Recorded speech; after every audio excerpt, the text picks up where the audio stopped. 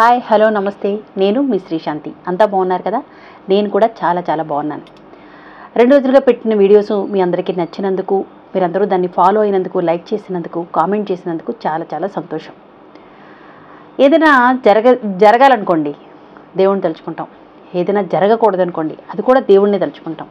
కష్టం వచ్చినా సుఖం వచ్చినా ఏదైనా ఏ విషయమైనా కానీ దేవుడి గురించి ప్రార్థన చేస్తూ ఉంటాం. అనంతమైన శక్తి ఏదో, అదృశ్య శక్తి ఏదో పైనుండి మన అందరినీ కాస్తుంది అనే ఒక నమ్మకంతో బ్రతికేస్తూ ఉంటాం. ఏదైనా కష్టం దాటిన తర్వాత ఆయనకి మళ్ళీ తిరిగి గుర్తు చేసుకుంటున్నామా? మీలో ఎంతమంది దేవుడికి మొక్కిన మొక్కులన్నీ తీరుస్తారు? ఎంతమంది కృతజ్ఞతలు తెలుపుతారు అంటే నాకు మామూలుగా తెలుసుకోవాలని ఉంది. అయితే ఏదైనా జరగలేదనుకోండి అప్పుడు కూడా దేవుడికి గట్టిగానే ఇస్తాం. ఎలా?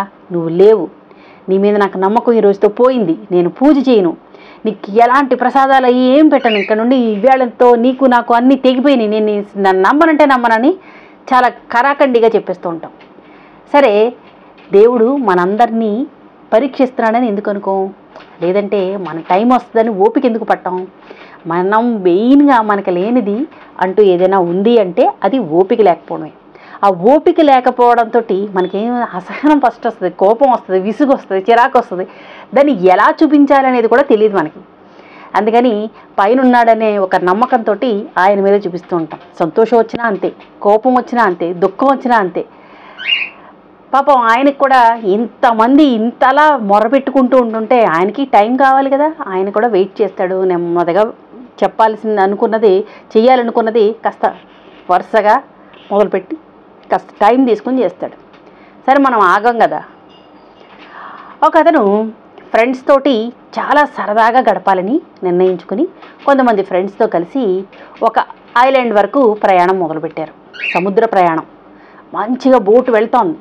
చాలా దూరం ప్రయాణించిన తర్వాత ఒడిదుడుకులు మొదలయ్యాయి. ఏది? ఈ బోటు అటు ఇటు ఊగడం మొదలైంది. మొత్తానికి ఏమైందంటే అలల తాకిడికి ఈ బోటు తిరగబడిపోయింది. అందులో ఉన్న ఫ్రెండ్స్ అందరూ నీటిలో పులిగిపోయి కొట్టుకుపోయారు. ఒకడికి మాత్రం ఒక చెక్క లాంటిది ఏదో ఆధారం దొరికింది. ఆ చెక్కను పట్టుకున్నాడు. ఎలా అయినా సరే ఒడ్డుకి వెళ్ళాలి అని చాలా ప్రయత్నం చేసి మొత్తానికి ఓ చోటకు వచ్చి తేలాడు. అది ఒక ఒడ్డు. ఎక్కడ? ఒక పెద్ద ఐలాండ్లో ఓ ఒడ్డుకి చేరాడు. ఇదే టాపిక్ తోటి ఒక సినిమా కూడా చూసాం, ఆ పేరు గుర్తు రావట్లేదు. కానీ వాడు అక్కడే చిక్కుపడిపోతాడు, అక్కడే ఉంటాడు, ముసలోడైపోతాడు. ఆ తర్వాత ఎప్పుడో ఎవరో వచ్చి రక్షిస్తారు. అది స్టోరీ. అయితే వీడు కూడా అలాగే చిక్కుపడిపోయాడు.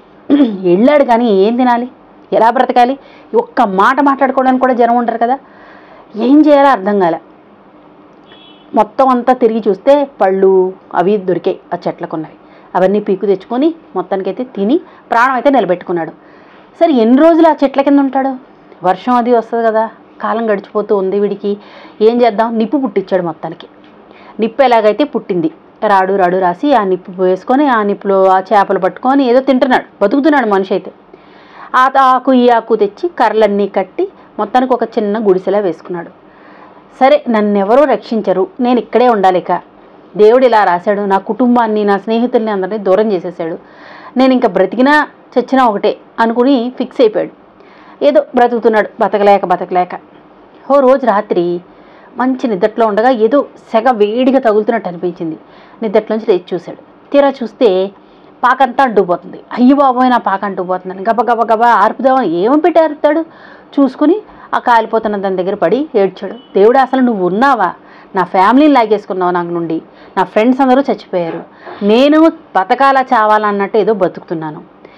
ఇప్పుడేమో ఉన్న ఈ గుడిసె కూడా తగలబెట్టేసావు, మొత్తం నన్నే చంపేలేపోయావా? ఎందుకు నన్ను రక్షించావు?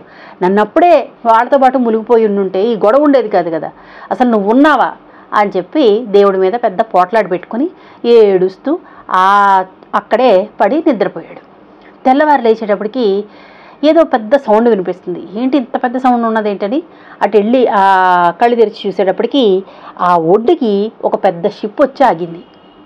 ఆ షిప్ ఆగించేటప్పటికి ఏంటిది అని కళ్ళు తెరిచి చూసి ఆశ్చర్యపోయి ఒకసారి ఆ గబగబా పరిగెట్టుకు వెళ్ళాడు దాని దగ్గరికి. అందులోంచి కొంతమంది కిందకి దిగేటప్పటికి ఆ కెప్టెన్ దగ్గరికి వెళ్ళి, ఏంటి మీరందరూ ఎలా వచ్చారు? నన్ను ఇన్నాళ్ళు ఇక్కడ ఉండిపోయాను కదా, నన్ను ఎవరూ రెస్క్యూ చేయడానికి రాలేదు, మీరు ఇప్పుడు ఎలా వచ్చారు? నాకేం అర్థం కావట్లేదు అన్నాడు. అదేంటయ్యా, నువ్వే కదా రాత్రి పెద్ద ఇక్కడ లైట్ వెలిగింది, మాకు ఒక నిప్పులో మొదలైంది, అది చూసి మేము ఎవరో ఇక్కడ ఉన్నారన్న ఇదితోటి ఇక్కడ వరకు వచ్చాము మేము, అయితే నువ్వు కదా అంటే అవును సార్ అది నేనే సార్, నేను చాలా రోజులకి ఇక్కడ చిక్కుపడిపోయాను, నా గుడిసె తగలబడిపోయింది రాత్రి అని అనేటప్పటికి సరే నడు అని లోపలికి తీసుకెళ్లారు. ఆ లోపలికి వెళ్ళాక బోరుని ఏడవడం మొదలుపెట్టాడు. దేవుడా, నువ్వు ఇలా నాకు దారి చూపించావా, నా ఫ్యామిలీ దగ్గరికి పంపడానికి ఇన్ని రోజులకి నాకు ఈ అవకాశం ఇచ్చావా, లేట్ అయినా కానీ నేను గుణపాఠం తెలుసుకున్నాను, నువ్వు ఉన్నావు, కాకపోతే స్పందించడంలో కాస్త లేట్ అయ్యి ఉండొచ్చు, నేనే ఓపిక పట్టు ఉండాల్సింది, నిన్ను అనరాని మాటలు అన్నాను, నువ్వు ఉన్నావు దేవుడా అని దండం పెట్టుకున్నాడు.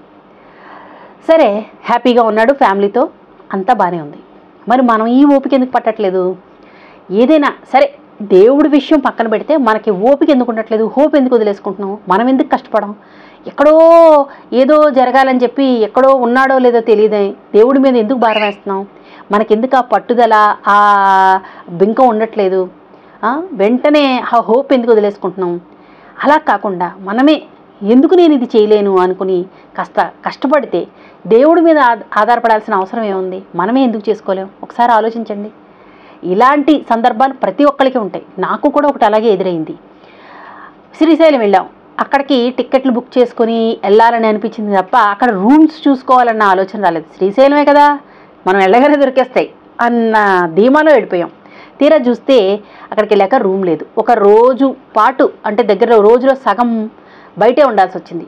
బాబును బయట బాధ పెడుతూ మేము ఇక్కడ ఉన్నాం ఏంటి దేవుడా, ఏంటి రూమ్ దొరికేలా లేదు అని చాలా ప్రయత్నాలైనా రూమ్ లేదు. సరే ఇంకా ఏమనిపించింది, ఇంకా వెళ్ళిపోవాలి వెనక్కి, ఇంత కష్టపడి ఇక్కడికి వచ్చాం కానీ వెళ్ళిపోవాలి బాబోయ్, ఇంత 4-5 రోజుల సెలవులో రూములు లేకుండా ఉండాలంటే ఎక్కడ ఉంటాం మన వల్ల కాదు అని చెప్పేసి దేవుడిని అయితే నువ్వు ఇక్కడ వరకు రప్పించావు, నీ దర్శనం చేసుకోకుండా నువ్వే ఆపుకుంటున్నావు, నేనైతే ఏం చేయలేను, ఇంకెప్పుడు నీకు దండం పెట్టను, వెళ్ళిపోతున్నాను అని నేనన్నా. కానీ ఆ రోజు సాయంత్రానికే ఒక మహానుభావుడు రూమ్ దొరికేలా చేశాడు. నేననేది ఏంటంటే అలాంటి ఏదైనా సిచ్యువేషన్ వచ్చేటోడికి మనం అన్నీ మర్చిపోయి అక్కడెక్కడో ఉన్న ఆయన మీద నిందలేసేస్తాం. కాస్త ఓపిక పట్టుంటే బాగుంటుంది కదా. నేననేది అదనమాట. కాస్త హోప్ వదులుకోకుండా ఓపికగా ఉంటే మనం దాన్ని దాటేయచ్చు, ఏ కష్టాన్నన్నా ఈజీగా దాటచ్చు. అది సంగతి. మరో వీడియోతో మీ ముందుకు వస్తాను. ఈ వీడియో మీకు నచ్చుతుందని బలంగా నమ్ముతున్నాను. సరేనా? నమస్తే. నేను మీ శ్రీశాంతి.